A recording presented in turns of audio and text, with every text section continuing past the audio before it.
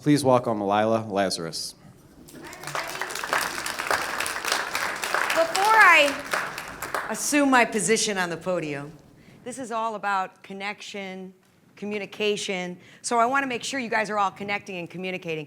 I was a news anchor for 30 years, which means I'm an expert at nothing. However, I am an expert at connecting and communicating. I'm a graduate of the American School of Protocol.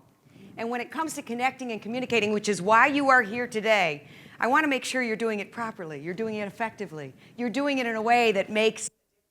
Now, a lot of you might say, wait a minute. I know how to connect. I know how to communicate. Okay, well, I shook a few hands today, and some of you could use a little work. So here's how it's going to go down. First of all, I want you to know that your connection doesn't start with a handshake. No, it starts with your eyes. If I can't see the whites of your eyes, I don't know if I can trust you, and I need to trust you. After the eyes, go ahead, look at each other. Give yourselves some little eyes right now. Go ahead. You will notice, after about 3 seconds, a little eye contact can get a little creepy, right? Now, after the eye contact comes the most important, the most important and most powerful thing. She knows this because she's got the best, and that's a smile. You need to smile at it. It's your most powerful tool. Now, sometimes, you may be smiling and thinking something different. Some of you make us smile just by walking in the room. Others of you make us smile by walking out of the room.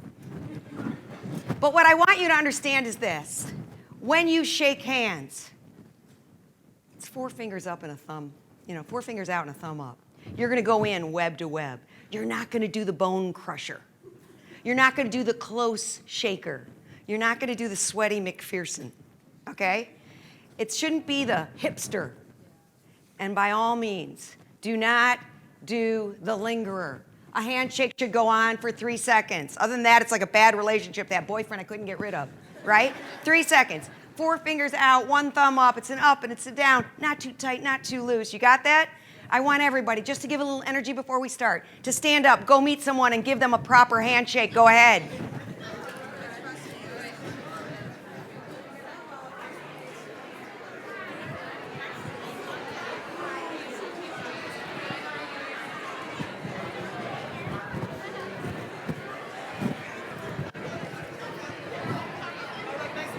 Hi, Lila Lazarus. Nice to meet you. All right, that's enough connecting. Let's sit down. Give yourselves a round of applause for connecting. So welcome to the Future of Nursing. This is the Advocacy and Health Policy Nursing Symposium. I, of course, am thrilled to be a part of this conversation. Today we gather for the first time with this specific group as we all collectively care about the state of healthcare and the profession of nursing in our great state of Michigan. The bringing together of Michigan's health policy legislators and Michigan's frontline nurses is a crucial first step to creating lasting change together. Let's hope that it is just the start of many of these important conversations to come. See, we as Michiganders, we're so fortunate because we have amazing hospitals. We have amazing nurses serving in those hospitals, in this community, in long-term care facilities, and in our homes. Sharing your kindness, sharing your compassion, your caring nature with your patients, your coworkers. Each of you here really impacts positively healthcare each and every day. You contribute to the literature, identify process improvement techniques to move the profession forward.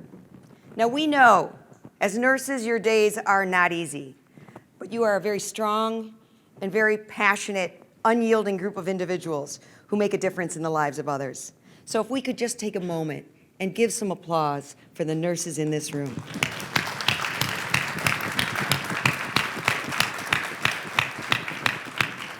Now, we also have a great group of legislators, healthcare leaders who are here with us, and we really want you to know how grateful we are that you are here, so thank you for being here. And this being Oakland University, with educating and inspiring the future leaders being at its core, we have a great group of nursing students here with us as well. Let's hear it for the students. So we do have a full morning. First, some speakers, Then a panel discussion and questions and answers following that, and then some networking time where you can practice that handshake and connect one-on-one. Then we'll finish with advocacy training led by experts on the topic, including Representative Mark Tisdale. Now let me call your attention to the cards on your table. You see that card? It has that QR code, and that's what you're going to use to ask questions today. Just use your phone camera, go to the form, send us your questions, then we're going to pull the questions and hopefully get you some really profound and positive answers. All right, let's get rocking. I have to be honest and tell you that I'm here because the caring, compassion, and really focus of one nurse. Basically, she asked me, and when you talk to this girl, you can't say no. So that's what happened. When you meet someone with this kind of passion, you listen, you take notice. She's a very special RN, an Oakland University BSN alumna, a bedside nurse in a neonatal ICU caring for underserved populations. It was her dream. It was her goal that started this whole thing rolling for this gathering today. So please welcome the caring, the compassionate, the unrelenting, and the very persistent Carly Austin.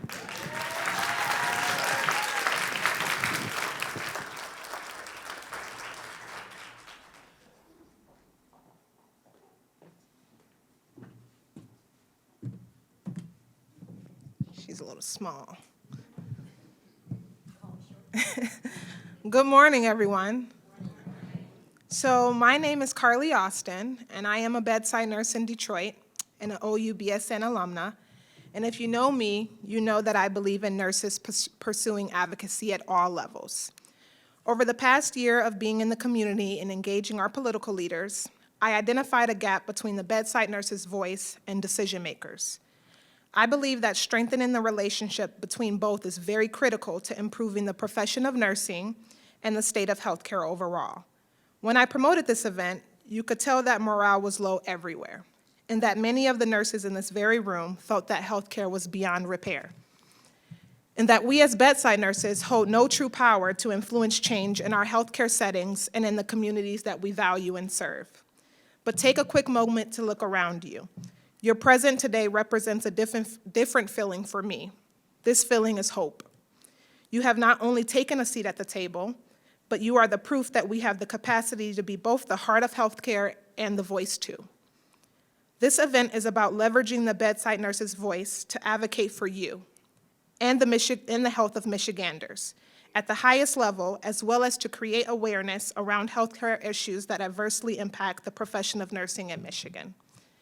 And it is not an election year, so the willingness of your legislators to participate in this event is a testimony that the nurse's voice is not only supported, but sought after. This powerful event and first of its kind collaboration came from a singular nurse's idea, but could not have been made into the success you see today without unwavering support of many. I have been blessed to have many phenomenal mentors in my life. And I would like to take the time to pay my respect to one of my greatest mentors, Sean Levitt, who often referred to me as Martha Minerva, in support of my fire for nursing and healthcare policy activism. Martha Minerva, an 1890s Black American nurse leader, is the evidence that we have always fought for progression within our profession. And I am proof that we win, and you are all here today, and you are proof that we win. But we have to remember that our power starts with our mindsets, and it always will be inextricably tied to our action. Remember, healthcare policy shapes our practice, our patients' healthcare access, and the quality of life we strive for in the state and our nation. As direct care nursing providers, we have a moral and ethical obligation to strive for the safest and the best quality of care for our patients. Advocacy requires that we both become a part of the solution for healthcare improvement. Advocacy allows us to be at the table with the decision makers to examine the practice policies that influence nurses' scope of practice, the standards that impact our ability to care, the structural barriers of institutions that rule our patients' lives, and the financial resources that control care for our patients. Retention of our nurses and the ability to build quality care systems. We need you, we need all the nurses in this room to be at the forefront. I now have the immense honor of inviting another one of my mentors to the stage, and she was actually the very first person I shared this idea with. And her response was, whatever you need. President of Oakland University, Dr. Ora Hurst-Pescovich. Her background as an academic leader, healthcare administrator, and physician has provided her with amazing vision and prepared her as an advocate for healthcare professional higher education. Her support for nursing has been tremendous, and for me professionally and personally as my mentor. Please welcome President Pescovich.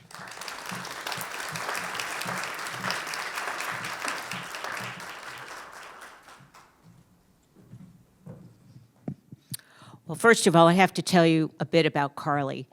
As you all understand now, this conference here today is Carly's singular idea.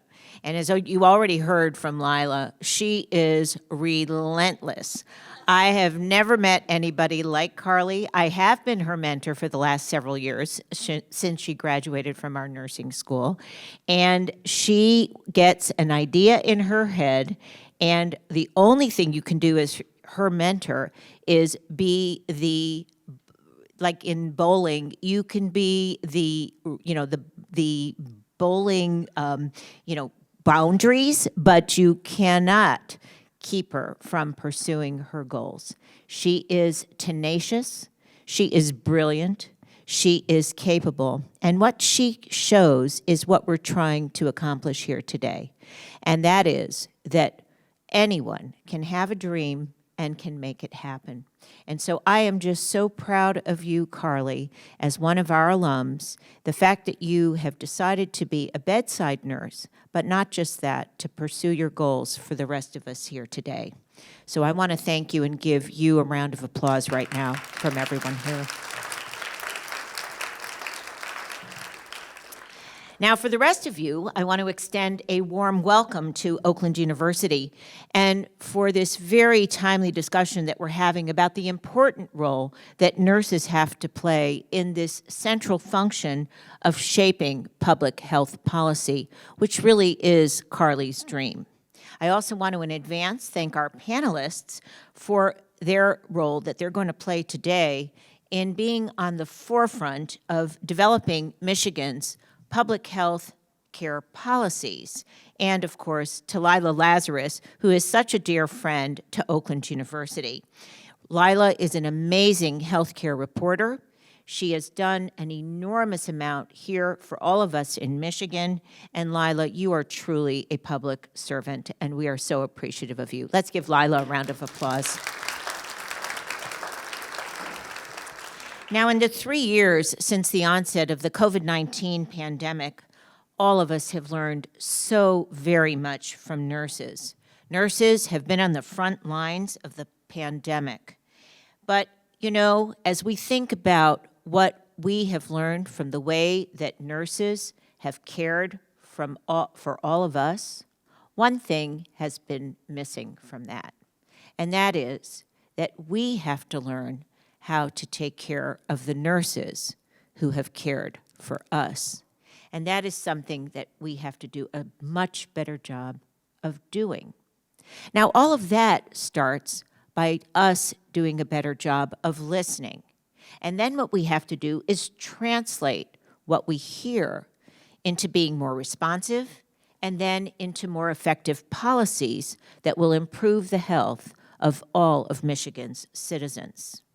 In the increasingly complex healthcare system of generalists, specialists, and subspecialists, we have a compelling need for those of us who are in healthcare to remember that we must treat the whole patient, not just an individual injury or a specific disease, but also the psychological and emotional effects of what it means to have an illness or a disease. And there isn't anyone who knows that better than a bedside nurse, someone who is at the patient's bedside hour by hour, day by day, month by month, and year by year. So this symposium, The Future of Nursing, comes at a profound time of change. Change in healthcare, change in medicine, change in public health policy, and yes, change in politics too. And in this cauldron of cultural change, nursing also is standing at a crossroads. You know why? Because between 2020 and 2021, 1 year only, the number of working American nurses has dropped by over 100,000. This is the largest single-year decline recorded in over 4 decades. 100,000 nurses less in 1 year. And this has resulted in major shortages, not only in nurses, by the way, but in critical care staff in American hospitals across the nation. And here in Michigan, we have a tremendous shortage of nurses and other healthcare professionals. Now, there are many reasons for the shortages of healthcare professionals and nursing staff in particular, and we must address those shortages. What are they? They include general staffing problems, workplace conditions, burnout, which has been an extraordinary problem, and those of you who are at the bedside know a lot about this, inadequate wages, lack of incentives, of course, the surges and the problems that we've had with COVID, but many other illnesses that have occurred specifically to nurses. But at the same time, we've got to realize that it is our nurses who are the underpinnings of the American healthcare system, and that underpinning now is in serious need of support. Do you know that by 2030, the number of registered nurses that will be needed in the United States is estimated to increase by 28%. So now we're looking at a decline, but we have a need to increase by 28%, from 2.8 million, the current number of nurses, to 3.6 million. And so nursing schools across the country must find solutions to this problem. We've got to graduate more registered nurses to meet the growing healthcare demand. So in order to be responsive to this need, we here at Oakland University are working with healthcare systems in the region and across the state to partner with them to increase the specific number of nurses that are needed. And we're doing this innovatively and creatively, not only to increase the number of nurses that we graduate, but also to increase the quality of nurses and to improve what we do in nursing education. So today's The Future of Nursing Symposium that Carly so innovatively provided for us is going to examine healthcare and nursing trends and explore ways that nursing educators, policymakers, and nurses can be more influential in public health policy and advocates. You know, those of you that are nurses do an amazing job in advocating, but you're great at advocating for your patients. Historically, have you done a great job in advocating for yourselves? Have you done a great job in advocating for public policy? Those are two places where you haven't excelled as well. And that is the important discussion that we're here to have today. We want to teach you to take those skills that you've so masterfully learned and acquired and apply at the bedside and use those to have a discussion today to impact the quality of care in Michigan and across the American healthcare system in the days, months, and years ahead. Now, we are so fortunate here in Michigan to have a governor who understands the value of the Michigan healthcare system and Michigan nurses in particular. Governor Whitmer is a strong advocate for nurses and a passionate supporter of public health policies that are designed to protect all Michigan residents. And Governor Whitmer had really hoped to be with us here today in person, but she wasn't able to be here in person. But we're so fortunate that she provided a video for today's conference. And so we're going to listen now to the video that Governor Whitmer prepared for today. Hello, frontline nurses. It's Governor Whitmer. It's an honor to speak to you today. You're tough, hardworking Michiganders who've been on the front lines of public health. You are there for people on some of the hardest days of their lives, holding their hands, getting them care, making them feel seen and heard and supported. And I want you to know that I support you and I have your back. I want you to know that I will work with anyone to make sure you've got the resources and training that you need to be successful. We'll work together to make sure that you earn a good living and have great benefits. And we need to do more to grow your ranks and address burnout. Frontline nurse is not really one job. It's about 12 different jobs rolled into one. We ask a lot from you, and we need to do more to support you so you can serve our most vulnerable populations. You're a powerful network, and I want to thank you for staying engaged and using your voices to fight for one another. You're not alone. Let's keep working together to get things done. Thank you. Thank you, President Peskovitz, and thank you to the governor for her commitment to support nurses in Michigan and her willingness to work with anyone necessary to make improvements for this very important profession. In the spirit of working together, I want to get now to our panel discussion. We're blessed to have a very powerful group from Lansing today, from the House Health Policy Committee, a representative from my neighboring district, 53, the first woman to serve as the representative from that district. This is somebody who has, is it 6 children? Holy cow, 6 children, founded a task force on minority maternal health, has an MA on public administration from Oakland University, and also a degree in business administration from Spring Arbor College. Please welcome Representative Brenda Carter. Come on down. You should come up like you're on The Price is Right. And from District 28, from Monroe County.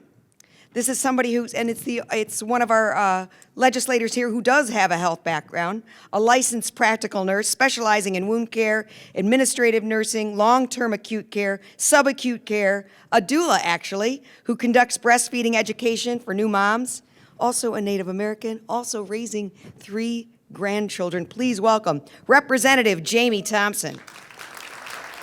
Woohoo! And last but certainly not least, from the Senate Health Policy Committee, representing Greater Rochester area, Troy, Sterling Heights, Utica, please welcome a licensed insurance agent, a graduate of Rochester Adams and Michigan State University, Senator Michael Weber. We have 2 nursing experts on our panel, an expert golfer. Well, she golfed one time, but we did win the championship. Professor and former dean of Oakland University School of Nursing, please welcome Dr. Judy Didion. And an Oakland University nursing BSN alum, Ann Beaumont, or Corwell registered nurse, practicing at the bedside for more than 20 years. She has seen it all. Please welcome Sharon Kramer.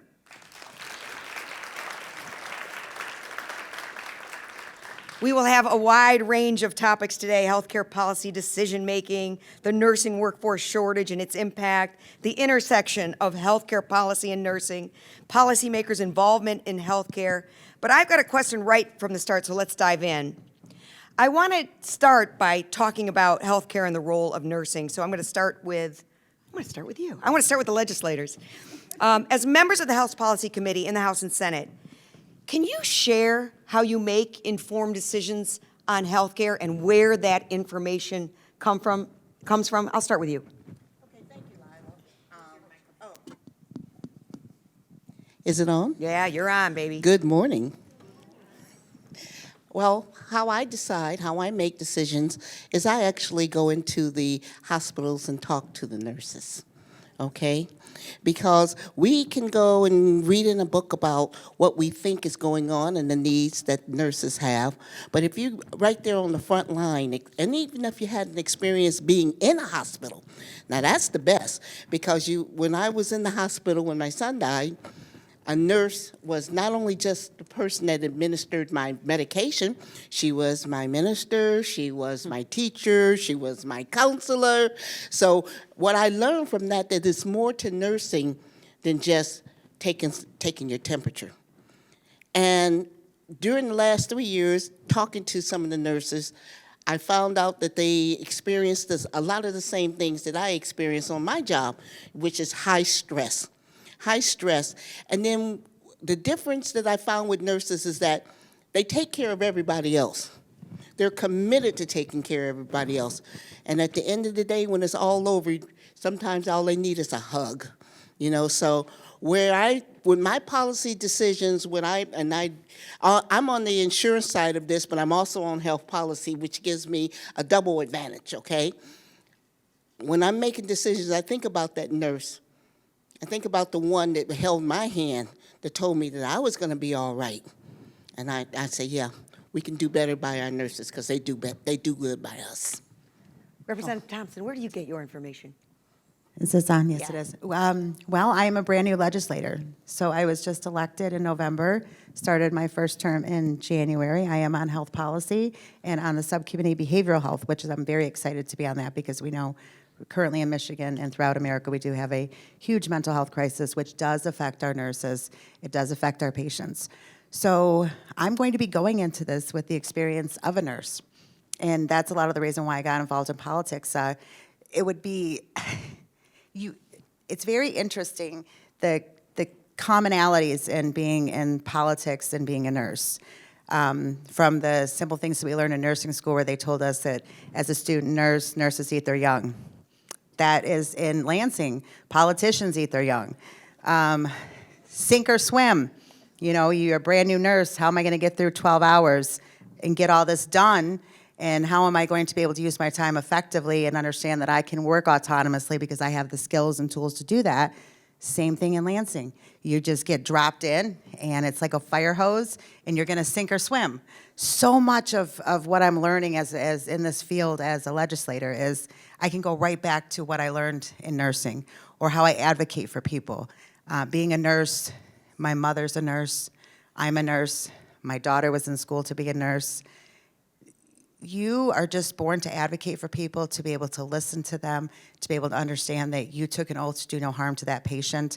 I take that with me into legislating for my district and for Michigan, that we don't have to be divided. There's so much that we want for each other, and we just have to sit and listen. We might have different ideas on how to get there, but we have to listen, and you have to let people know that you hear them.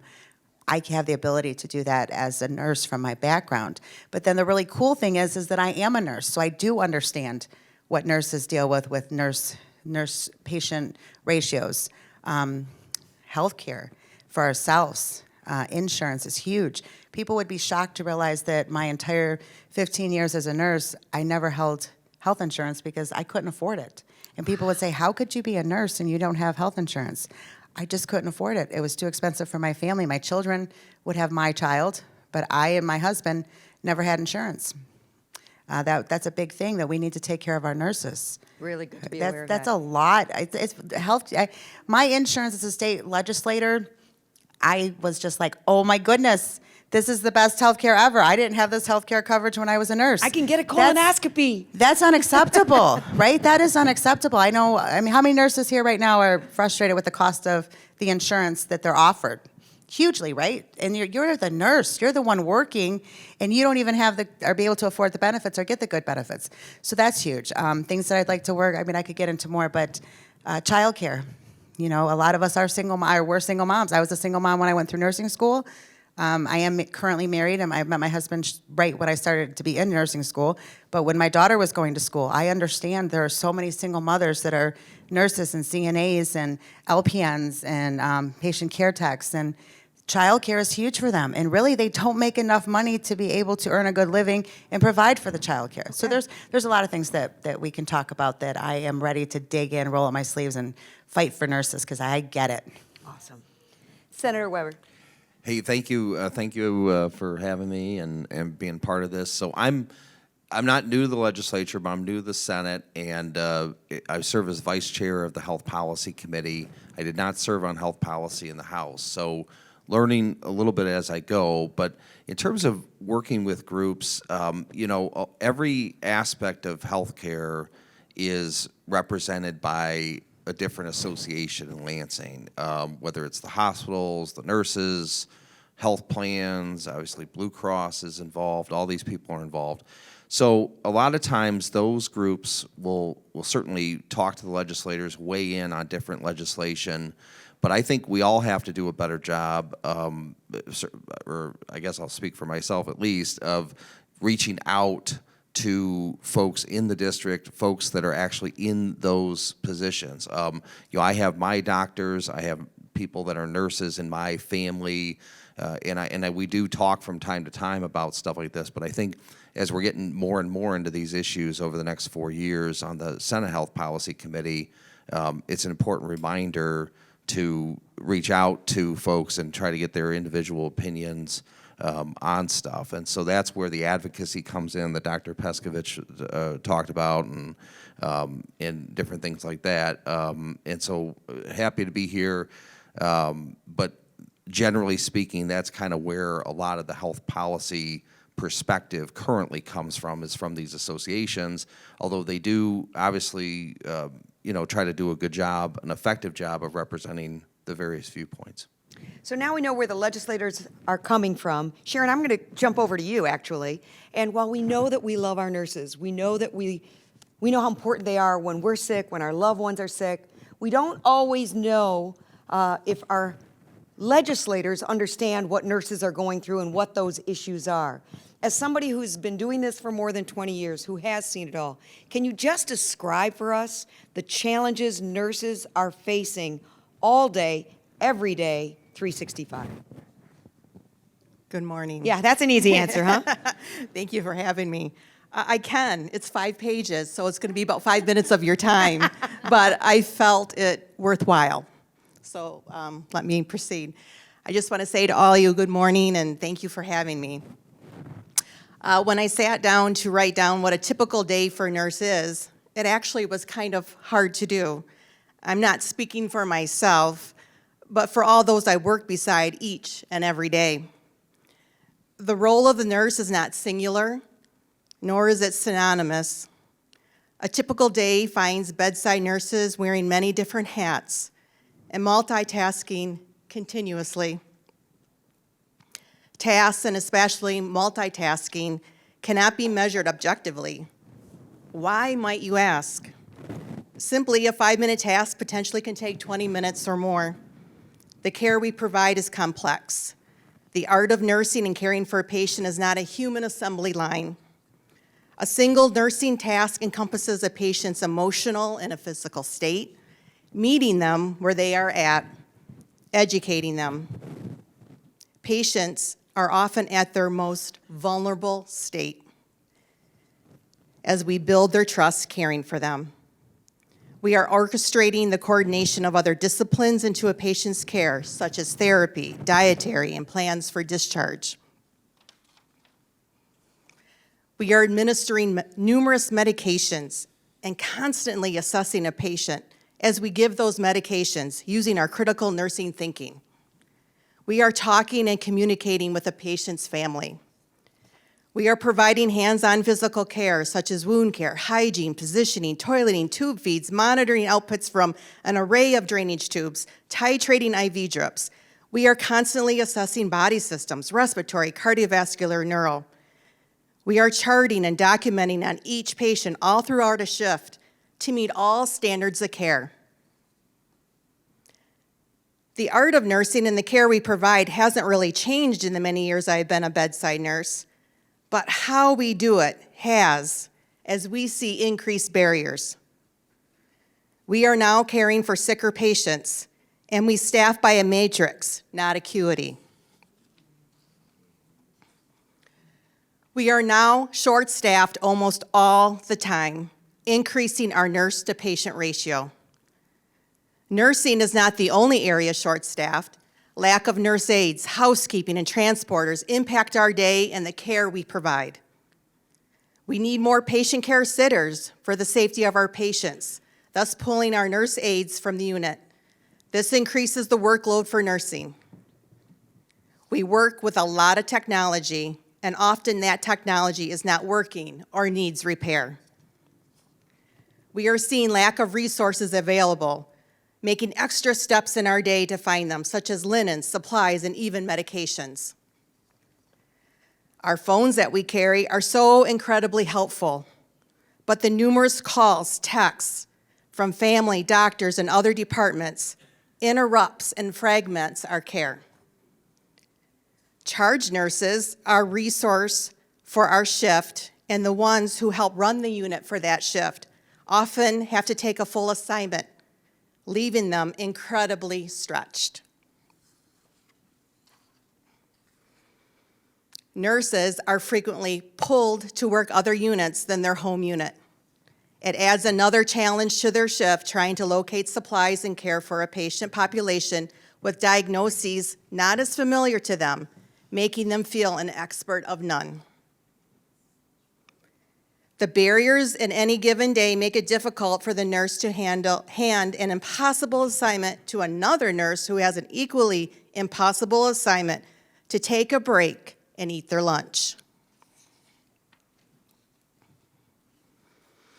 The skill set of nurses have increased over the years.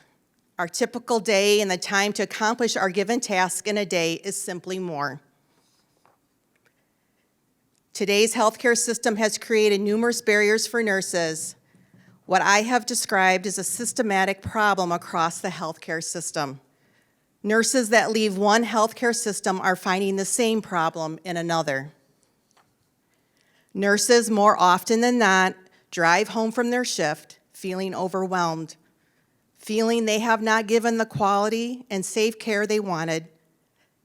Day after day, this demoralization builds, and nurses find they cannot continue. They are leaving the field they once were so energetic and contagious about. In order to sustain the nursing profession, quality and safety barriers need to be addressed. We need to develop policies that will impact and address these barriers. Nurses are vital to our healthcare systems. If we fail to look at why nurses are leaving the profession, we will fail to keep them. Thank you. So you hear all that and you can't help but feel so overwhelmed. I mean, thank goodness we're here, we're healthy, take a little gratitude moment, but we're all one banana peel from ending up in the hospital. So with that in mind, knowing that we have a shortage of 5,600 nurses in this state, I'm looking at the legislators and say, after hearing what Sharon has said, after hearing about the shortage over and over and over again, after hearing what nurses are up against, would you call this a public health crisis? And if so, what happens once you call it a crisis, which news people call everything a crisis, but once you call it a crisis, what do you do about it? You work to change the legislation.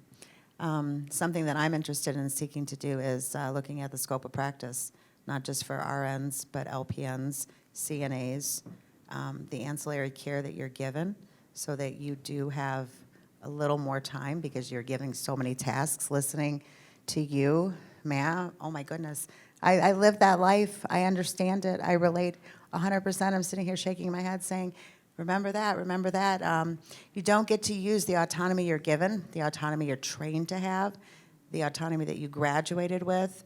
They are forgetting that you have critical thinking skills, and they're removing your autonomy to make decisions for yourself. In the hospital and in the administration, there's so much politics involved. I know personally, it's very frustrating when an administrator of your unit or a hospital or a nursing home is telling you how to do your job. Or they're coming at you with rechecking vitals, and you're looking at them and you're going, not to discredit anyone's profession, but you're going, your background's in social work. Mm-hmm. You're not a nurse. I understand, what a 120/72 blood pressure means. Allowing you to have that freedom and make those decisions. Stop trying to critique what you know how to do. We have to look at, we're not putting out good nurses. We have incredible nursing programs throughout the state that are giving the nurses the skills they need, that they're ready to hit the floor running. We're giving them that. We're just not looking at how can we lessen the burden on what they're responsible for. Something huge we have to put into legislation is transparency within the hospitals, that we're actually giving the public the knowledge of what is an appropriate nurse-patient ratio based on acuity. Based on acuity. I'd like to chime in on that. Before we get to your answers, I just want to ask, as a former dean of the School of Nursing, how this shortage impacts you as you try to push out the future nurses of Michigan. Well, can you hear me? It's a very complex situation. Certainly we are in the supply side, but what we're seeing now nationally, regionally and nationally, is that within 2 years, 50% of our new graduates are either leaving the acute care nursing setting, maybe to a different setting, or the profession totally. So it becomes an issue of what is going on in that transition into practice between graduating from a nursing program into socialization into the profession of nursing. And certainly with COVID, we had a huge disruption in how we educated our students, because on top of everything that Sharon talked about, the nurses had to be teachers too with our students that came into clinical. So none of that is added into an acuity, in terms of how you staff the profession and the patients. And it's another additional burden we see for the nurses to have to take on, but yet we need the future nurses. So it's kind of a catch-22. So we've been working very closely with our health systems in terms of transition into practice and what these residency programs are, but our graduates need more support than ever. And when you see that the experienced nurses are leaving the bedside and the average nurse now is 3 years of experience, maybe. And our new graduates are on the night shift with other new graduates. I know that many of the administrators are, and one is right in this room, they're trying innovative options to support those nurses, but it may be a virtual nurse. So we are in dire straits and really hitting, I think, a precipice in terms of how we deliver health care in our country and our state. And without the resources to support nursing education, to support the transition into practice, and also the incentives to keep our experienced nurses at the bedside, it's an emergency in terms of how we take care of our patients. And over time, we'll see less and less quality in care. And I think as our citizens in Michigan look at our representatives, it's about, well, what can we do? How can we push those resources into the grassroots level? And I it's not all.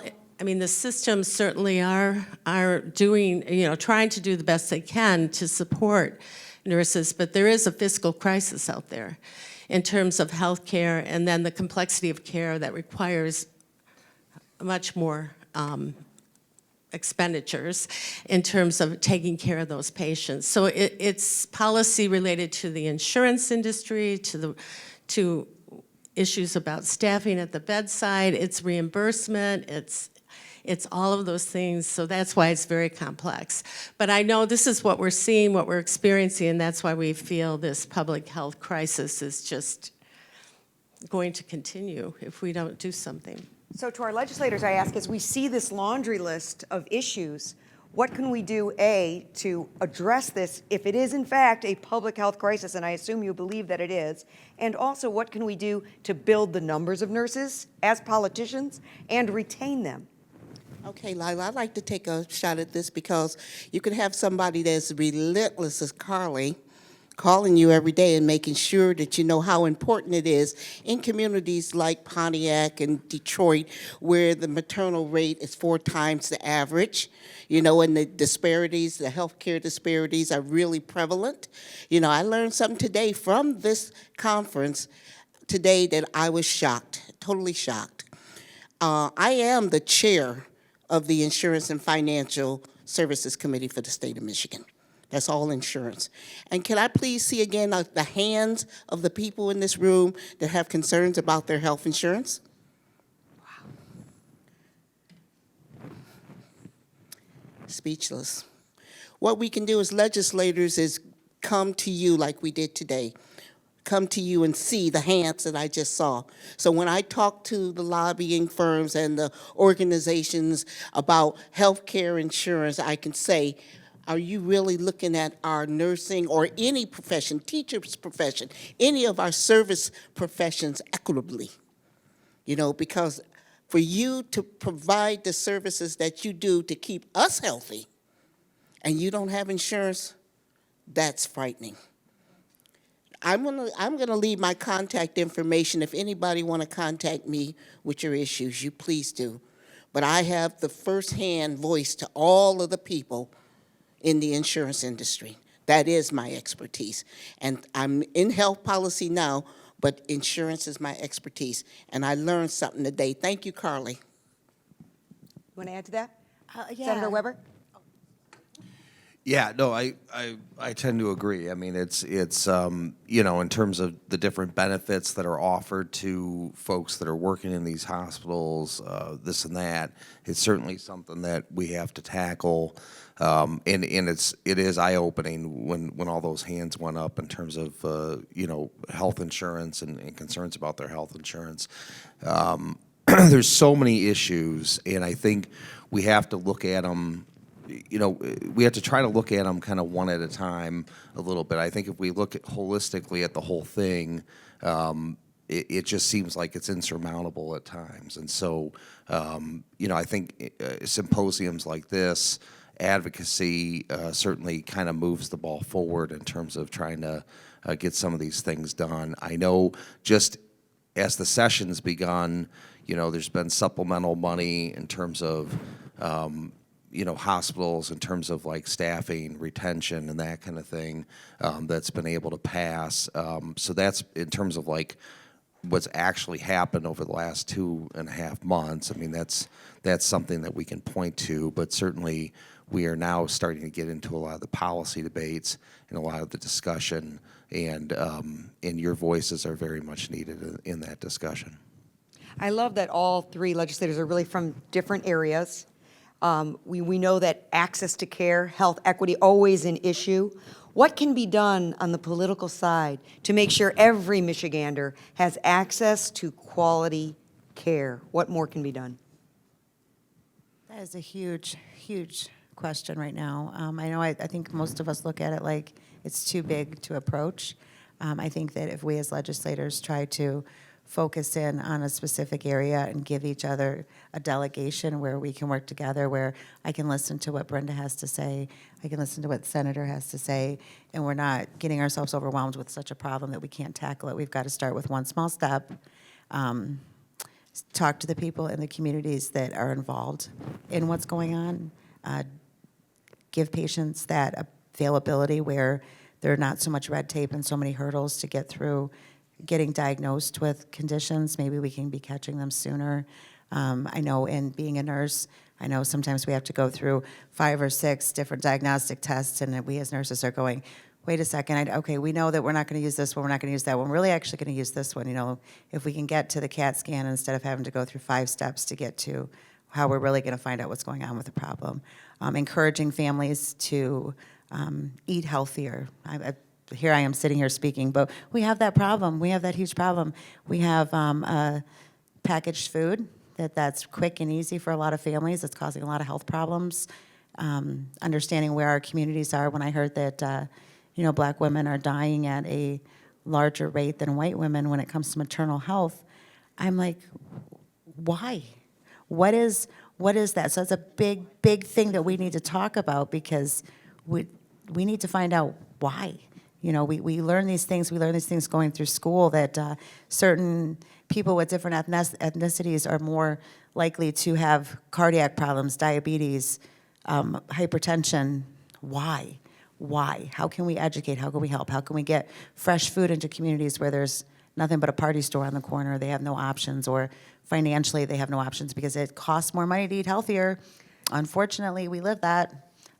Sharon, I actually want to come back to you because you did such a great job giving us your list of these are the issues we're facing. As you're listening to this, there has to be a part of you that says, are they really hearing me? Or I'm a little frustrated because I want to make sure they leave here knowing what. What is that one burning issue you have in your heart right now that you're like, if they hear just one thing that Sharon says, this is what it is? We need better ratios. I think with the complexity of our care, I feel like it is an assembly line, and I mean that in the nicest of ways, but that's how it feels. And every patient is different, and it takes time, and we have to be staffed appropriately to take care of these people safely and with the quality that we went to school to learn. But ratios are a big thing. I also want to ask the legislators, because the reason we're really here is to create this bridge, this contact. What's the best way to get a hold of you, to make sure you listen, that we're not just another constituent, but you really understand this is a public health crisis, and we really want you to hear? She has me on speed dial. I think reaching out to us. We're just everyday people. Don't be Absolutely. intimidated to call our office, email us, pop into the office. You know, we're accessible. We're everyday people just like you. We're nothing special because we hold a political office. All of us are humbled to do so. We're here to service you. Do not be afraid to reach out to us, to pop in. Give us some crap every once in a while. No, I'm not afraid of that at all. We encourage that. That's why we're there. Yeah, I mean, for instance, like I'm doing office hours this afternoon. I know Rep. Tisdale does office hours, but also, email. I mean, it seems, I think at the level of like a state rep or a state senator, the offices are still very much reading the emails, seeing the emails, absorbing what is in the emails. I don't know much beyond that, if you're just kind of a number and you get like an automatic response and all that kind of stuff. But I know in our office, we really do try to, I like to read a lot of them myself. I kind of came up from that background. I was a staff background in the legislature. And so I like to know what people are saying, what's going on in the community, so. Okay, and for me, I'm deeply involved in my district. So you don't have to go through an email or you don't have to go through a phone call. Or I will give that to you. I often give out my cell phone number. But I go into the communities. I go into the hospitals. So I have a relationship with St. Joe Hospital, relationship with North Oakland and McLaren, and I'm involved with the community projects that they do. They're involved with the projects I do. The best thing that you can do is get deeply and personally involved with the people, right? Ms. Potlow? See, I can call her name. The whole thing of it is, we are, as my colleague said right here, we're here. And I'm just still stunned on the fact of the health care insurance issues for our people who take care of our health. So if you want to talk to me, I'm going to be here for a minute. Can I give out my number? Go for it. Okay. This is my cell, 248-521-9632, 248-521-9632. I serve 8 precincts in Southern Waterford, all of the city of Pontiac, and 1 precinct in Auburn Hills. But I will answer any question that you have about insurance. Okay? Thank you. I would be willing to do that as well. So I believe I'm the only representative representing Wayne County. I know you said Monroe County, so I do represent Southern Wayne County and Northern Monroe County. So I know if anyone's here from Wayne County, or just like she said, we're here for our constituents, but especially when we're looking at this health crisis with our nurses, we need to be there, and Ann's being able to be available for everybody. So my cell phone is 734-795-0727, and I do represent Southern Wayne and Northern Monroe. I'm always available. I would love to. Another thing you can do is if you can get a group of girls. I had a group of nursing students from Detroit Mercy come in, and they were working on their masters, and one of the things they were talking about within their masters was health policy. So there was 4 or 5 nurses that came in, each of them in different levels of their education, or hospital administration to bedside nurse still, and just listening to them. And when I reciprocated and said, I know, I remember those days, I understand, they're just like, oh my gosh, you get it. You get it. And it was just so good. So you can do that. You can grab a group of girlfriends or grab a group of friends and go to Lansing. listen to a session, meet with a representative. We will meet with you and we will listen to your concerns. I think that that's a lot of people are intimidated to do so, and we encourage you to do so. Yeah, and I guess I'll add, so now, the spotlight's on Now me you gotta here. force but, your number. We do, Give the digits. We do have, so I'll give you the home, like our home, personal number, 248-375-0858. If I'm not around, just leave a message and just remind in terms of this symposium. But certainly as we're getting into these policy discussions over the next 4 years on Senate health policy, would love to hear from you. And I do represent the Rochester area, including southern part of Oakland Township, Rochester Hills, western part of Sterling Heights, Utica, lower part of Shelby Township, and then most of Troy. So would love to hear from your perspective on some of these issues. And Judy, if I could just ask you really quick, because for me, because you have such an impact on future nurses, how encouraging has this been for you? Did you hear what you wanted to hear, and is there any last message you want to say to these legislators? Well, I guess my recommendation is that as you discuss these issues and look for constructive problem solving, please include the direct care providers, the bedside nurses, because oftentimes I think other people are speaking for them.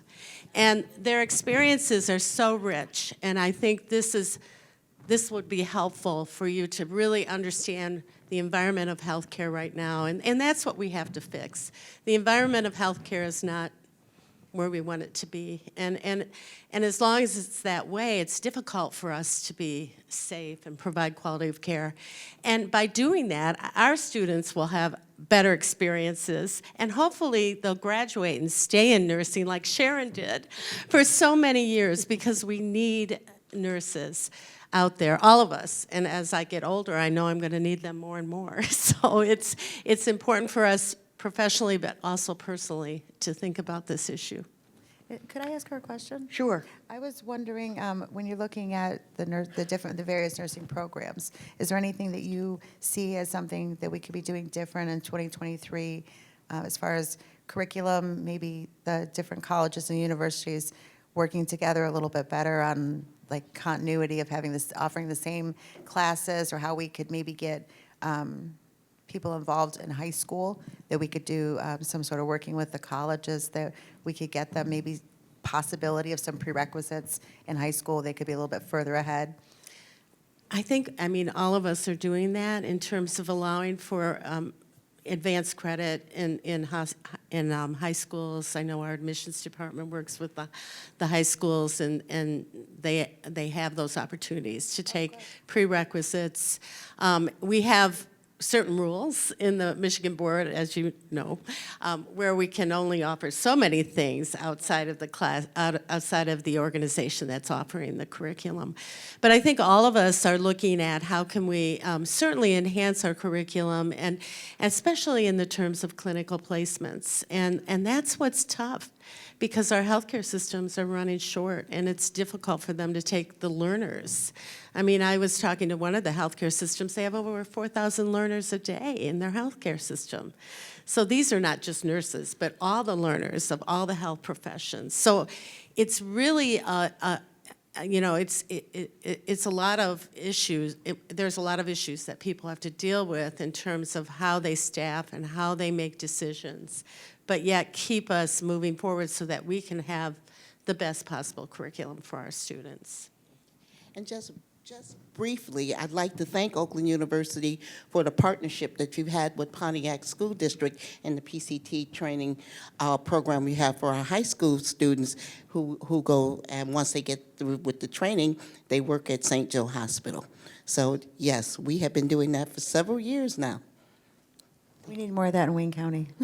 I'll help. I love to hear that, but I would like to be able to champion that in Wayne County. Let's That's talk. big, that's huge, yeah, absolutely. And just if we could just stick with insurance for this, really my one last question before we get to everybody else's questions here, and that is, what can be done about the insurance issue? What do you already have in the horizon that we know something can be done, particularly for our nurses? Okay, I've been in the insurance world for the last 4 years, but not in health policy, okay?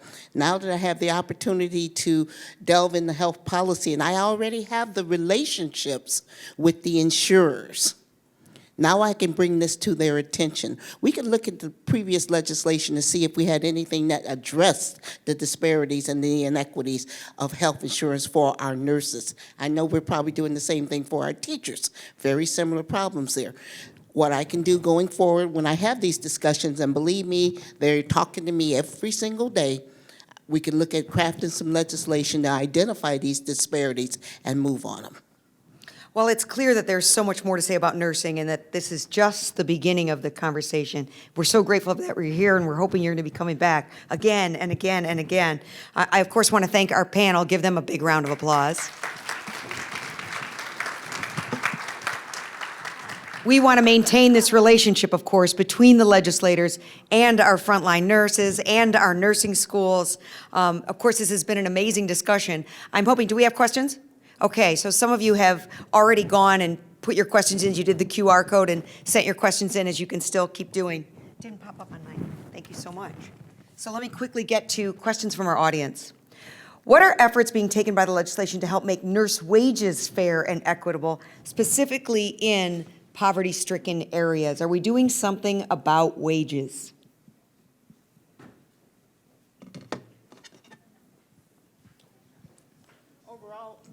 Overall, we're looking at pay equity, okay? But to specifically address the disparities that we have with nursing, like I said, this is not a subject matter expert in this field, but now that it's been identified, we can look at it. I agree. I think that we need to look at it. We're all just starting our session. We just got our committees. Things are just now starting to roll, so this is something bringing it to our attention. It can absolutely be addressed, and we definitely give you our word on that. Yeah, and we are just getting into the budget process and the budget, session here. I think after the legislative break, it sounds like Speaker Tate and folks like that have said it's really going to be like budget, budget, budget. And so we've got to get a budget done before September 30th. That's the end of our fiscal year. And so likely we want to try to get it done before July 1st. And so that will be part of the discussion at that point. And let me stay with you, Senator. What healthcare policies are currently struggling in the Senate? And what's the best way that we can all collaborate together to fight some of those barriers and maybe even make it easier for you? It's a good question. I mean, so far, there has not been a ton of legislation introduced in the Senate as it relates to health policy that we've been trying to tackle. There's a lot of discussions of a lot of different issues, but so far we're just kind of in that planning stages of trying to get the legislation introduced. A lot of times, from a legislative standpoint, a lot of the work is done before the bill is even introduced. You're trying to talk with different stakeholders and different groups to try to get the legislation in a good place before you introduce it. The opposite is you introduce it and then everybody beats up your legislation, and then you make some changes and make some amendments. So there's two ways to do it, but I mean, I think in terms of the health policy space, it sounds like the chair of our committee and some of the different folks on there are definitely trying to do the part where they try to do the due diligence beforehand. In the House of Representatives, we are looking at a couple things, capping insulin and capping oral chemo drugs. So these are some of the health policy issues that we're looking at. And we voted out, actually, Rep. Morgan's bill, correct? Correct. You want to talk on that? Yeah. So Rep. Morgan, he put forward something that had been trying to get done before, where there's a council on rare diseases within the Department of Health and Human Services to really investigate and how we could be advocating and getting the care for people that are forced to be diagnosed with rare diseases. That just got passed out of our committee, so that's going to be going before the House for a vote. I know that it's got huge bipartisan support. I think everybody understands that these are diseases and conditions that need to have more attention. There are the Michigan Association, it hasn't been put forward yet, but it's something that I'm going to be working on. Michigan Association of Nurses actually came to me and brought forth some legislation that had been trying to get put forward previously, and then Rep. Bellino, which is now Senator Bellino, was helping them work on a bill that actually encouraged the transparency, which actually was very specific in what is legally okay and acceptable for nurse-patient ratios, mandatory overtime. We all know that when we take an oath, we're there 18 hours and we want to go home and the new nurse isn't there. And we don't want to be leaving our patients and threaten to lose our job because we are just so tired we can't work anymore. So there's some legislation there. There's some legislation. Talk about that 800-pound gorilla in the room. Yeah, well, what is the other? There's another one that's It's a biggie. the Medicare. So That- there is, I'm going yeah. there because that's Yeah, insurance. that's a big one, and that's the one we gotta, because the first thing people are gonna say is, why would we remove Medicare? Not- Work requirements so that people can get Medicaid. Okay, But that's now what I wanna talk about. now we've got a big vote on that. I love insurance, okay? And the 800-pound gorilla in the room is this Medicaid redetermination period. We're projected some 500,000 Michiganders may lose their insurance if they don't get this redetermination process in place. So that is huge, and that's going to be a domino effect completely all the way down the line, because as we lose patients, we lose resources, we lose a lot of things. So I'll be doing a full court press, working with MDHHS and working with DIFS, Department of Insurance and Financial Services, to make sure that we get it out to everyone how important it is to get to our most vulnerable populations, our communities that are underserved, the ones that don't have computers, the ones that may not be able to read a newspaper. These are the ones that we need to get to make sure that they are fully covered with, have the opportunity to get their Medicaid reinstated if they lose it, or keep their Medicaid going. And while we want them to be able to pay for their health care, we also have to make sure that health care is up to standards. And someone is asking here, what can we do in legislation to address safe patient-to-nurse ratios and these mandated ratios? Is that the? Correct, the legislation, yeah. Legislation that's been put forward, it has been trying to get through the committees. I don't know if you would remember, because I am, again, a brand-new legislator, but I know it got brought to my attention, and I wholeheartedly agreed to sponsor it. So that should be coming out very soon, and hopefully we can get it through committee. This is another question. Since our legislators have acknowledged that our schools are putting out high-quality nurses, what do you all see as issues within the industry that adversely impact the nurses' ability to be kept by our healthcare systems? I think we talked about that earlier, and that's low wages, large student loan debt, the whole 9 yards. We need to incentivize our nursing profession. Make sure that we make it attractive again. Right now, it's being viewed as punitive. You know, I've heard a lot of things from people in this room today saying that they're overburdened, overstressed, circumvented with their decisions. These things will deter a new person coming in the field away from it, pretty much like teaching.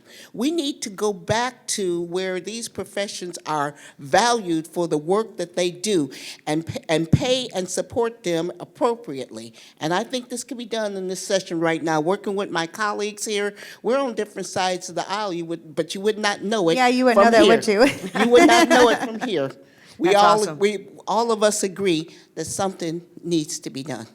I would like to see the scope of practice addressed. I really believe as a nurse, it's one more thing after another thing that you're like, okay, now I'm responsible for this, now I'm responsible for that. Are you kidding me? Now I have to do this, the triple documentation, the triple this, the triple that.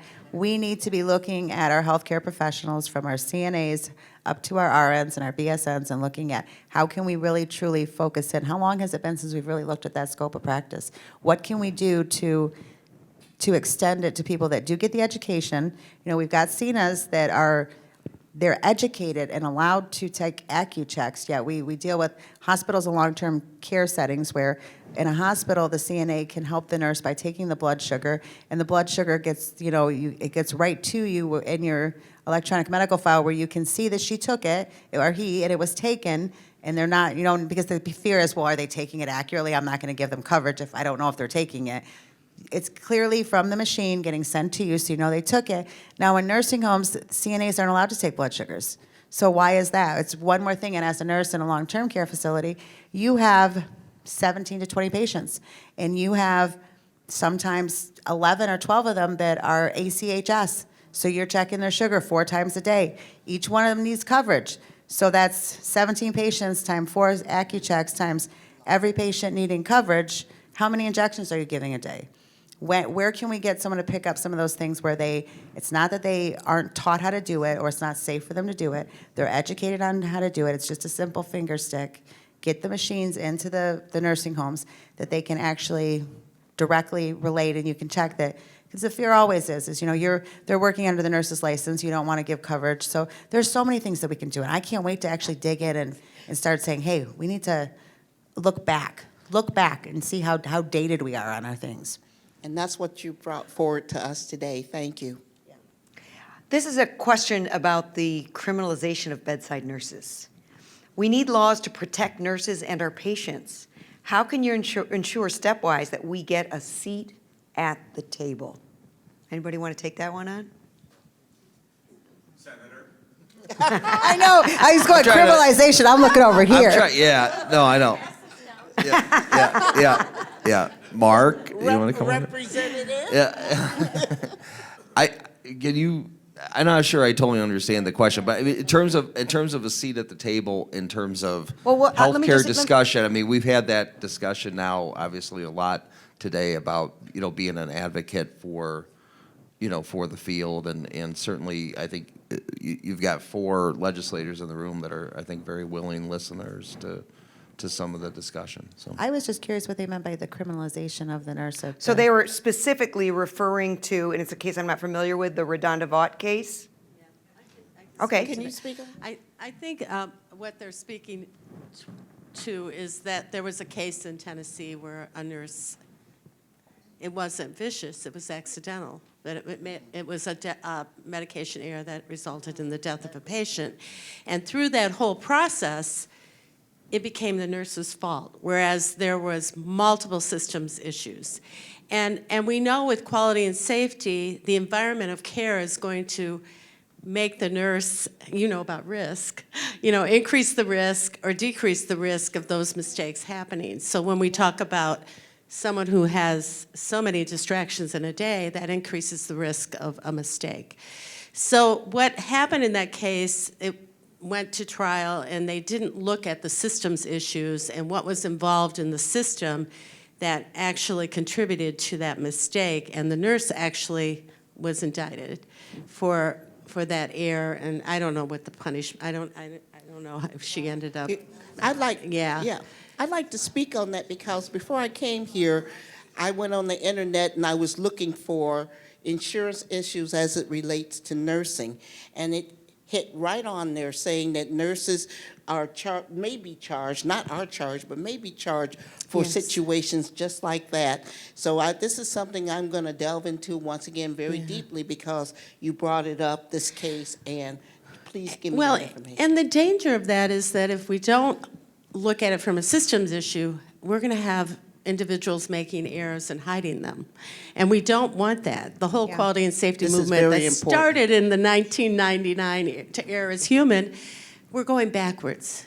So we can't make this a situation where that nurse is vulnerable to taking the whole rap for something that might have happened at the pharmacy level, the order level, all the way up.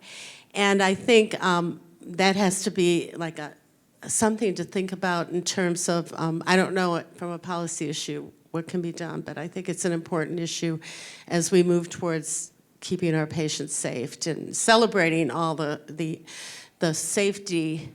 There's a lot of nurses out there that have stopped an error because they saw that the order was wrong, and the same thing with pharmacists and those kinds of things. So it's a human profession.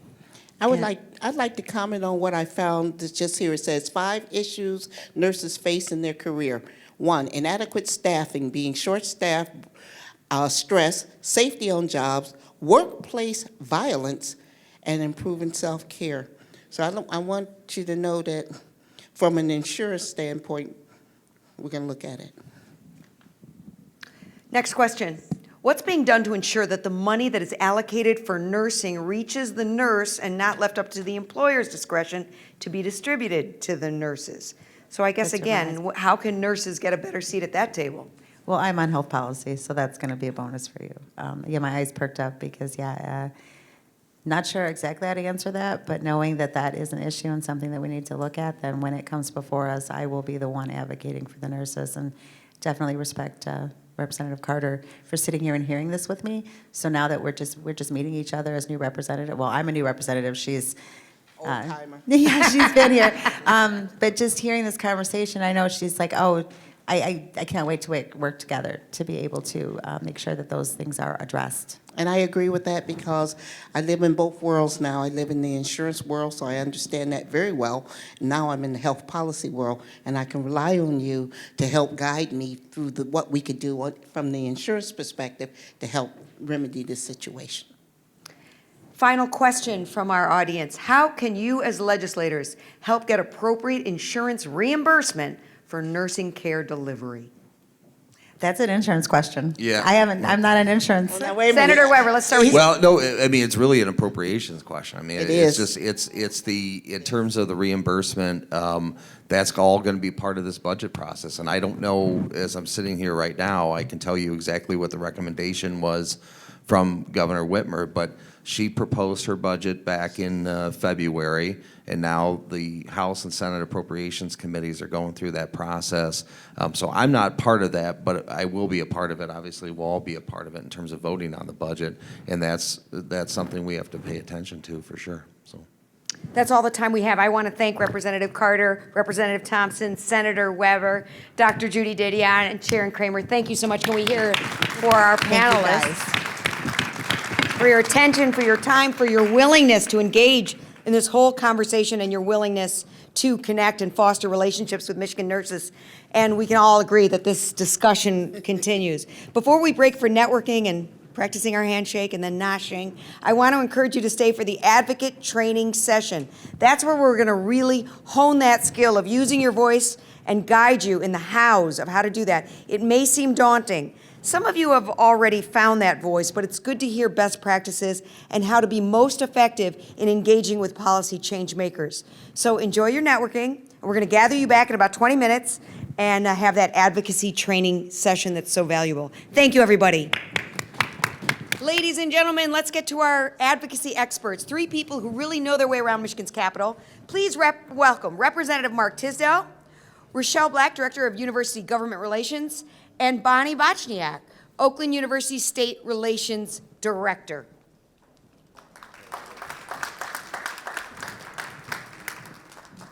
State Representative Mark Tisdale. I'm in my second term in the House of Representatives. I was introduced, I think, in Lila's opening comments as an expert. You know, an expert is a regular guy from more than 100 miles away. I just happen to be at Livernois and Tinkin, so that gives you an idea of my expertise. My father was the first board-certified OBGYN in St. Clair County in 1950, and he was president of the Michigan State Medical Society in 1982. My mother was an RN, a Philadelphia General, they're the ones that had like the little cupcake hats, you know, and she was a newborn nursery RN, so you have a pretty good idea of how my mother and father met. And so medicine has been table talk at my house for a long time. I have 40 years in the healthcare industry related, operating room supplies and equipment, cardiovascular implants, and then 32 years of medical malpractice insurance. So I see all the bad stories and can tell you how quickly the worm can turn. I served on health and tax last term. I'm on tax and economic development and small business this term. Just jump right in, or how do we want to do this? Well, I guess first we're just going to say a little bit about ourselves. My name is Rochelle Black, and I'm Vice President for Government and Community Relations at Oakland University. I've been here approximately 28 years, and I certainly am a big believer in advocacy, policy making, and the process. And so I commend all of you for your interest and your expertise in your particular area. I guess my role here today is just to chat a bit about that. What does it mean to be an effective advocate? But before we go into that conversation, I'll turn it over to Bonnie to introduce herself. Thank you, Rochelle. Thank you, Representative Tisdale, for being here. My name is Bonnie Bachniak. I'm the State Relations Director for Oakland University. My office is based in Lansing, so my job is to meet with legislators like Representative Tisdale and the panel that you saw up here. And so I'm very excited to be here and to share with you kind of what we do so that when you take what we've learned today and you want to go to Lansing, or if you want to go chat with legislators in their office, or coffee hours in the district, you know the best way to go about it. Representative Tisdale will kind of share the don'ts and what to do, what not to do, what's been effective for him as a legislator, pressing that red or green button when they're on the House or Senate floor. To make what you want to happen, make happen. And my heart is warmed by everything I heard today. I really feel there's going to be action. And I'm not just saying that. There's so much that's going on in Lansing right now, so many things that are moving. So thank you all for being here, and we'll take it away. Representative Tisdale, sure. Would you mind sharing, so we know that you have meetings in Lansing. Tuesday, Wednesday, and Thursday is session at the Capitol, typically. And Mondays and Fridays, Representative Tisdale and legislators have in their office, in their district, they have office hours, perhaps at a coffee shop, maybe at IHOP, and they will put those out on your website, correct? And then maybe share kind of what kind of conversations you have and what has worked and what has not worked. Sure. Real quickly, for everybody at least in the House, the easiest thing to do is you can go to R-E-P, Tisdale, TISDEL.com.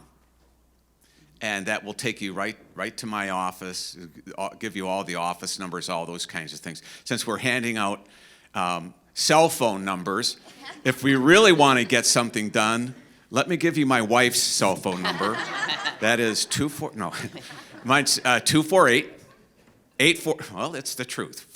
45 years, I know exactly where my bread is buttered. It's 248-840-3232. Every third Monday of the month, which would be tonight, I have office hours from 6 p.m. to 8 p.m. at the public library in Conference Room A. Same location, same time, same date when the month allows. So Tuesday, Wednesdays, and Thursdays we're in Lansing, and my Lansing days are booked in 15 and 30-minute packets. Committees are on session days, and then in between committees, and then after session, we have interest groups and lobbyists and constituents coming in to meet. And again, you've got 15 to 30 minutes, and it's one subject after another. And it's one of the things that it's almost built-in disappointment and conflict between legislators and constituents or lobbyists and interest groups. We have people come in that have studied one subject up one side, down the other, maybe for years, know it inside and out. And I'm going to give them 15 or 30 minutes and then tell them what I think based on our conversation or maybe my tangential relationship to that. And then they're going to leave disappointed. And then I'm going to have someone else come in on the exact same structure on a completely different subject. And it goes on like that all day long. Everybody has wants, everybody has needs. That's why they're coming to us. When I first was elected and took office in January 2021, the budget that we inherited at that time, the 101st legislature, I think was $62 billion. The budget that's being proposed now is $80 billion, just in a couple of years. So you can see that money is flowing. And it's our job to try and get it to the places with the best return on investment. And I would ask everyone to write that down, ROI, return on investment. Oakland University happens to be one of those best returns on investment. 95% of your undergrads get their first jobs right here in Southeast Michigan. This year, Oakland University will get about $3,800 per student. Wayne State University of Michigan, for example, they each get over $11,000 per student. So when you're putting that kind of low cost into the production of students at Oakland University, and their first jobs are right here in Southeast Michigan, that's return on investment, and that's the way you have to think. If I could ask the gentleman that I spoke to earlier in the back with the computer, if you could please put that slide up for me. I hate to be the killjoy here. This is the reality. This is what we're looking at. And so when you hear healthcare needs this, it needs that, there needs to be more nurses, greater ratios, somehow or another, it has to work into bending that curve. If it's just adding on to that curve, we're in trouble because that is unsustainable. Medicaid, Representative Carter spoke briefly about Medicaid. The Inflation Reduction Act included in that a clause that April 1st, states can begin to reapply the income eligibility rules to Medicaid. During the Emergency Powers Act was introduced with COVID, Medicaid enrollment in Michigan grew, and nationally, by about 30%. And as such, if a state accepted that larger Medicaid offering that the federal government gave us, we could not remove anyone from the Medicaid rolls. That's changing April 1st. Anyone that suggests we apply income eligibility rules that have been in place for decades, automatically they're going to be screams. We're heartless, we're mean-spirited, we're this, we're that, we're whatever. But this is the reality that we're looking at with medicine, and in particular with hospital services. Sharon read out that 5-day, 5-page letter on the typical day of RNs. If I was in a group of school teachers, if I was in a group of law enforcement officers, if I was in a group of physicians, everyone has their 5-page letter on how their day is complex. So there's nothing unique about this in healthcare or for nurses or nurse practitioners or PAs or physicians or hospital administrators. And you really don't want to look at the growth of hospital administrators compared to healthcare providers. But part of it is to deal with this complexity. Today, about 53% of all healthcare dollars come from the government. Medicare, Medicaid, VA, active military.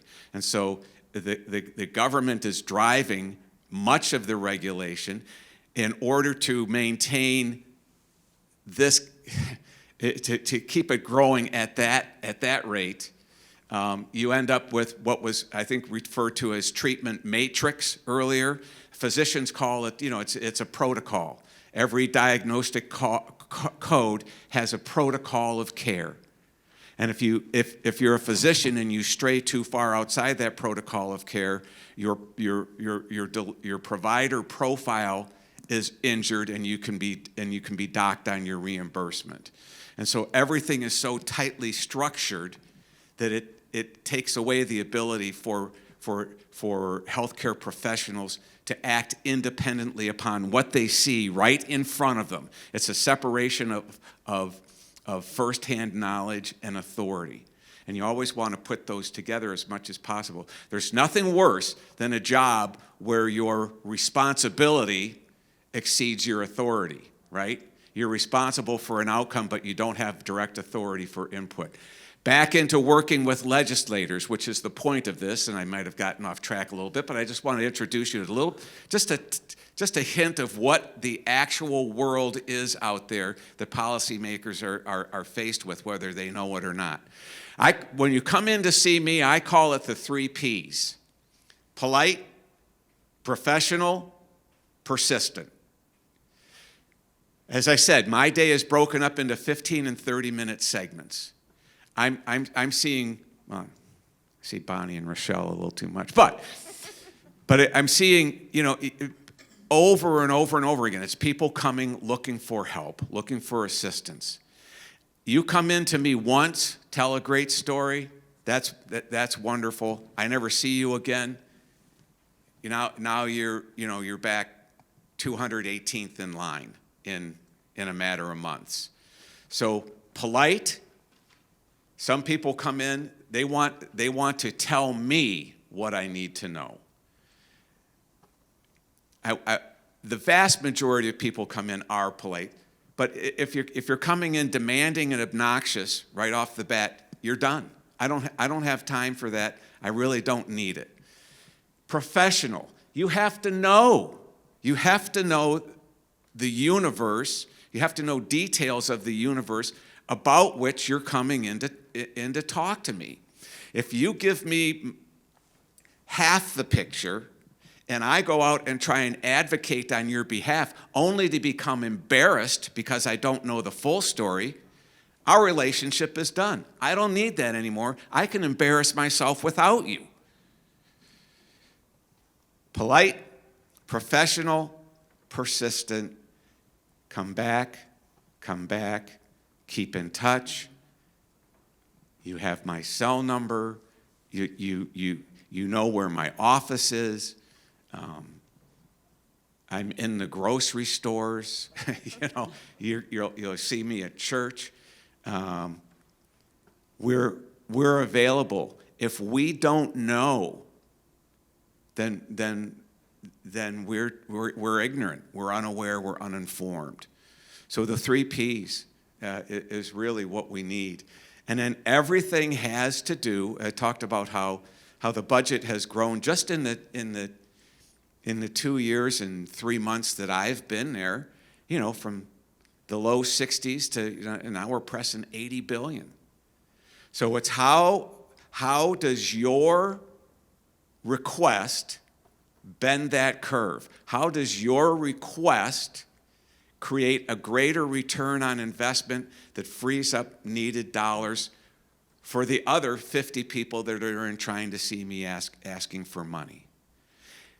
Above and beyond that, I don't know what else to tell you. I can tell you that the last figures I saw in Michigan were about 4,400 physicians, primary care physicians, short in the state of Michigan. There are all sorts of things that advanced professional providers, nurse practitioners, PAs, registered nurses, there are all sorts of services that can be provided that don't require 4 years of medical school, 2-3 years of residency, and then maybe a year of fellowship. And that's where the cost savings are going to come in, is that fracturing of the workload, but giving more authority to the people closest to the patient. That reunification of firsthand knowledge and authority. And I preach that all the time. So, questions? Yeah, I want to just add a little bit to that, Representative Tisdale. First, thank you for sharing a day in the life of a state legislator and the 3 Ps that you talked about. I just wanted to add to that from my end of things in terms of being an advocate. And I think what you were sharing with the group about the 3 Ps is a very, very great starting point. And the knowledge of the issues that you're advocating for. That's extremely important. And as you were saying, I agree totally, having the facts to back them up. And the worst thing you could ever do is to present something, and sometimes it happens inadvertently, not intentional at all. But if you provide an elected official with information that is not totally accurate or put in proper context, that puts everyone in a very bad position. So I think that the knowledge, the passion, the facts to back it up, and the other piece is, and you, as many of you in the healthcare providers and nurses, is your experiences. I can't tell you how many times elected officials, and you can hear them when they're testifying or they're speaking on behalf of something that they're advocating for, they'll talk about a story that was told. And if it's a real story, as you heard by many of them this morning, sharing that kind of thing, that really resonates. But what I wanted to say here was that I think you all need to be very appreciative of Carly Austin, because for me, she epitomizes everything that you want to have in an advocate. I just recently met her. It was by Zoom. Just saw her the first time in person today. But I will say, when I met her, I said, wow, she is phenomenal. And I know many of you in this room are just like that.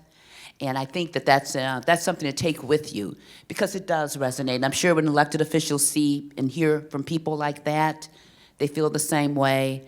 So that's one thing I wanted to put out. And the other thing is I wanted to talk about associations and coalitions. The nursing profession has, I don't know, you probably know more of what the different ones are than I do, Representative Tisdale, but there are lots of different associations out there. So first and foremost, you be the advocate.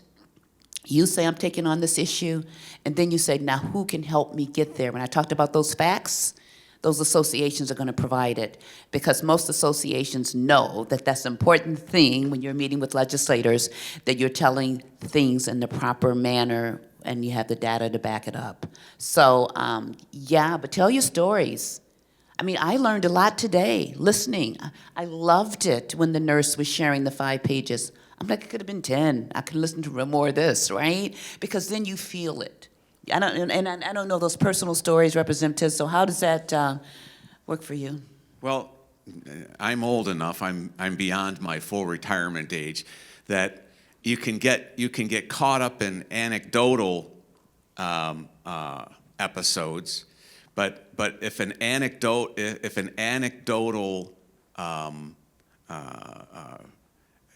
story, how that relates to the actual facts and data that's out there as an example, then it puts a label or a more complete picture on what it is that I'm being presented in the data.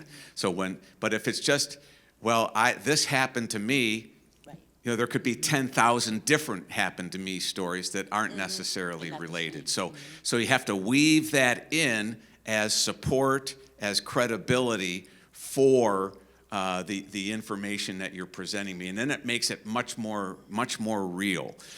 One of the things you hear about all the time in the news and people will complain about is the lobbyists and the interest groups. Like lobbyists and interest groups are automatically bad. They are not. They're an absolutely necessary part of the process. The university, I saw a McKelvey Merchant mug out there, you know, that's a lobbying group. The lobbying groups are in Lansing every single day. Now, Rochelle might have an appointment at my office at 9 in the morning, but I get called into a last-minute committee meeting, and then session that day is starting at 10. So she's made the ride over to Lansing and back and gotten absolutely nothing accomplished. The lobbying groups and the associations, whether it's the Nursing Association, Michigan State Medical Society, whatever, they're in Lansing every single day. Something happens with the schedule, they just go back to their offices, and then 10 minutes later they can turn around on a dime and be right back. So they're hugely valuable. The people are educated, they're hardworking, they're sharp, they're articulate. They control the flow of corporate and PAC money, which gets our attention. I think Lila talked at the beginning about this. You know, it's so nice to have legislators here, even though it's not an election year. I was sworn in January. My first fundraiser is this Wednesday. It's always an election year when you're in a 2-year term. It's just the way it is. And so it might seem crass, but that's just a reality. If I'm not reelected and back serving, then, well, actually I'll be retired and stay home and make more money, but which sounds attractive sometimes. But you know, it comes down to, if I'm not there, then your time and effort with me that we've spent together is now wasted, and you're not getting any return on your investment. So the lobbyists and the interest groups, as as poorly as they're spoken about by uninformed individuals, they're extremely valuable, they're hardworking, ethical, knowledgeable people that you want working on your behalf. You're in the university, you're in healthcare, you drove your car over to Lansing, you have health insurance, auto insurance. There are lobbyists and interest groups in all those aspects of your life, whether you know it or not. And they're the ones that can day in and day out, because of their proximity and their leverage with money, can have an impact. So you really want to get something done, you become active in your professional association. You demonstrate competency and conscientiousness and a willingness to work. You'll be amazed how quickly you'll rise through that organization, and someone will be tapping you on the shoulder. You've got to run for office. You're the one that has to be the policy maker in Lansing. Quicker than you think. There is no surplus of talent just sitting on the sidelines. Thank you, Representative Tisdall. All right, so this is great. We are going to walk around, Rochelle and I, if anybody has any questions. But before that, I want to make sure, so as Representative Tisdall was saying, so both Rochelle and I, we advocate on your behalf in Lansing. And the cool things that we do and provide for you all to come up something easier. So OU Day is coming up on Thursday. And this is something we do on an annual basis. And perhaps you may have missed a flyer of those of you that are on campus or not. But we also have, which is something that'd be more specific to why we're here, is we had, before COVID, this kind of stopped, but we had OU Nursing Day at the Capitol. And we get a good amount of nurses to come up, and exactly what we're talking about is share your personal story, share that, you know what, we don't get the health care that we need, and we are healthcare providers. So it's things like that and opportunities like that we try to provide for you. And so hopefully we can get that going again. I know Claudia Grobel, she was a professor, I didn't see her here, but she had done this with me in the past, and it was extremely phenomenal and very effective. So hopefully we can bring that back again, and if so, then it would be through your health policy course that you're taking, or she could reach out to you if you are currently obviously a nurse, or if you're coming back for continuing education. So I'll stop with that, and we can walk around if you want to raise your hand. We don't have the QR code question. We would just kind of come around manually. So if anybody has a question, all right, we'll walk over. I can just talk. Or you can yell. That's great too, sure. Patients are becoming more aggressive, more demanding. Families are getting more demanding. And we're seeing a lot of nurses being assaulted in the hospital. Okay. How do we go about changing the way we report that, file a report? Currently, right now, the hospital cannot file a police report for a nurse. The nurse has to file it. But there's all that ramifications of filing it. Will the patient who you filed against find out who I am? How do we go about getting that change so that a hospital could file a police report, on behalf of nurses? It's cultural. It's that increased crudeness that is so much more pervasive in our society. Like I said, Sharon's, five pages of a day.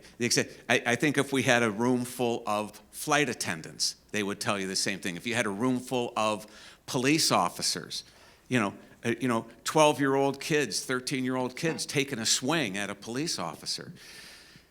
I'm not exactly sure how that process works. As an individual, do you have to go directly to the local law enforcement agency? Is that the way it is? The local police department will come to us. Okay. The nurses are afraid. I heard extremely afraid. They're discouraged by administration from reporting. Yeah, they're discouraged. They're told not to.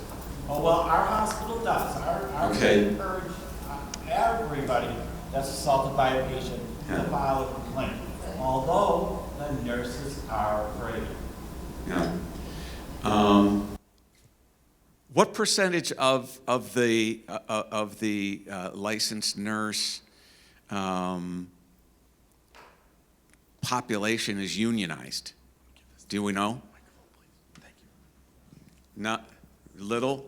So, because when you say that the hospital discourages it in some instances, apparently some encourage it. Yeah, I mean, maybe it's publicity that they just as soon not have. Some organizations don't want their name in the paper for anything. But as individuals, and this is the hard part, and you talk about sexual assault, rape, those kinds of, if it's not reported, that perpetrator is now has some future victim in their sights. And so it does require bravery. It does require a willingness to get involved, or nothing changes. And I really don't know what the answer is, but call me with a follow-up, and we'll see if we can put a little more meat on that. But everything is, like I say, 32 years in the medical malpractice insurance business. These are technical cases. There has to be an expert on both sides, right?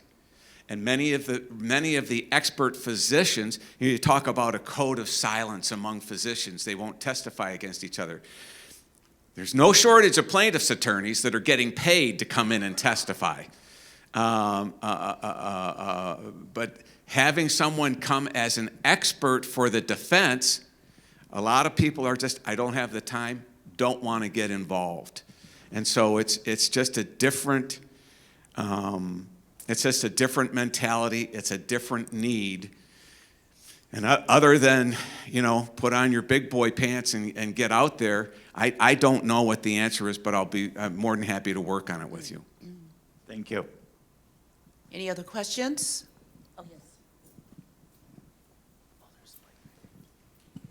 You just lost your job. All right, thank you. Just a couple of things. The graph that you had up there, yes. Over 21 years, I saw it was like 65.8% inflation rate. What is the expected inflation rate over that 21-year period that you would assume? Yeah, that part I don't know. It's just, what's interesting there is it's just a comparative to other industries. Now, you'll hear people say, and like I say, my dad was president of the Michigan State Medical Society, was their journal editor for 5 years prior to that time. And people will complain, well, healthcare now soaks up 18% of our entire economy. All right, good. What should it be? Maybe it should be 20. I don't know. But we probably have the worst possible healthcare system that you could devise. This hybrid of private insurance, and with the majority of dollars coming from government coverage and government regulations. If 53% or more of your dollars are as a hospital, and of course Medicare patients are much more frequently hospitalized than the 30-year-old that has private insurance, right? So if a big part of your business model is around collecting government dollars, you shape your model to that. And so as their regulations and requirements change, that becomes pervasive, and this is how everybody's going to do it. There's nothing in our society that dampens demand for services. You go back to the mid-'80s, 85, 86, there was the Emergency Medical Treatment Active Labor Act. Anyone that comes to an emergency department, they used to be called ERs, now they're EDs. Being 67, ED gives me a different image, but so anybody that shows up at the emergency department, you can't turn them away. And so people, I was selling. I remember I was selling blood warmers for infusions. If you mass infuse someone and you don't warm up the blood, now you've got a whole different set of hypothermia possible issues. So I was in an emergency department doing an in-service on this blood warmer cuff. And while I was there, they got 3 phone calls for people wanting to schedule appointments to come into the emergency department. That divisor between emergent care and, gosh, I just don't feel too good today, I'd like to come in at 11, and people have this concept that healthcare somehow or another is free. Well, whether the government pays for it, your insurance pays for it, or you pay for it out of your own pocket, there are costs there. You go back to 1960, 40% of healthcare costs were paid out of pocket by patients. Today, it's about 6%. So patients don't feel the cost of the services that they're requesting. So there's no end to the amount of demand. So how do you control supply and demand if you can't control supply or demand? The only thing left to control is supply. And so this is where all the government rules and protocols and those kinds of things come in. And if you're a physician or an advanced practitioner, provider, and you step outside of those protocols, you're going to get hammered.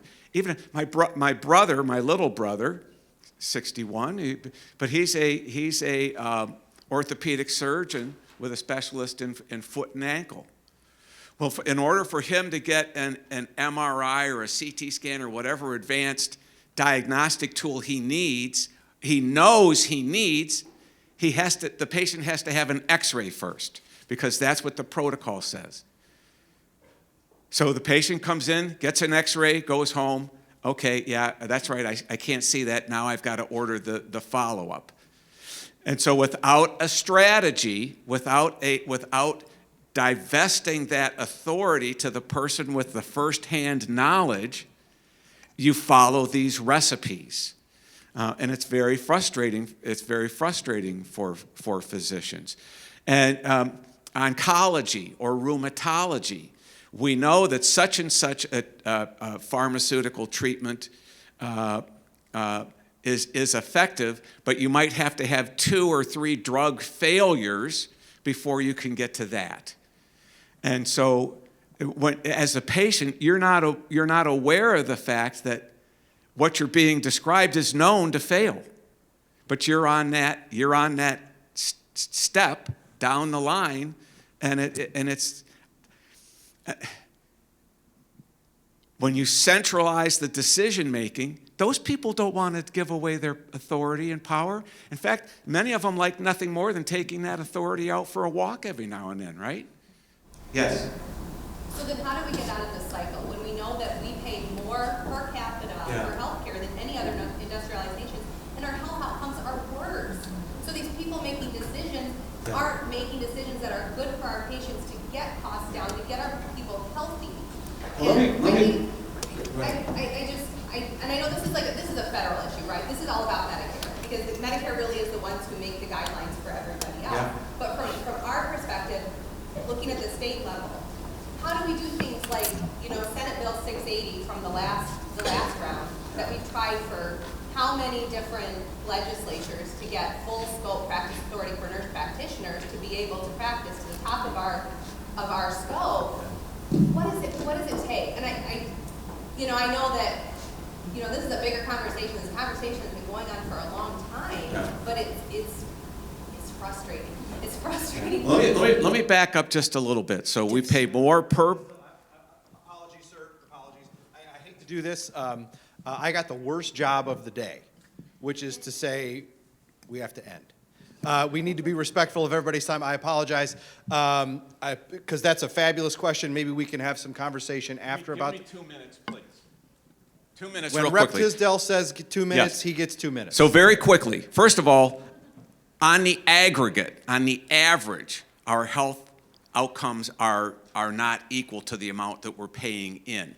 When you get to age 50 or 60, once you get past those accident-prone years, then our life expectancy exceeds everybody else. So it's what happens in the millions of automobile miles that we drive more than anybody else. Homicides, suicides, those all go into the life expectancy calculation. When you get to 50 and beyond, I mean, you got people from all over the world coming here for cancer therapy. Not because it's a nice room, it works here. But to your point, and the word crisis was brought up earlier. Crisis is just the prelude to disaster. It's that time period before disaster. Major change happens as a result of disaster. And I wish I could be more positive about that. We will have to hit the wall, get bloody, have real distress, have real issues, and then there will be major change. And that's just the way the world works. You think of the Great Depression, you think of World War II, 2001 drew attention to, well, maybe we better pay attention to who's coming through some of these airports. So I know that's not a very rosy outcome, but in my opinion, I think we're going to have to hit the wall, go over the cliff, bounce a couple of times, and then maybe something needs to change. My personal belief is that some kind of universal health care will come. I think we're just on that inevitable path. From an economics standpoint, that would not be my preferred, but I think that's going to be simple reality. Thank you for the extra time. Of course. Thanks, everybody, for being here. A wonderful morning. Thanks to our panelists here, Bonnie, Rochelle, and especially Rep. Tisdale for going over and above his described duties in that session. Thanks to Kate and Jackie in the back who set this whole thing up, and most importantly, thanks to you all for being here this morning and sticking it out through our advocacy training. We hope that you take what you learned today in both sessions and become an advocate, an even better advocate. So thanks again. Have a wonderful afternoon. You're always welcome here at OU.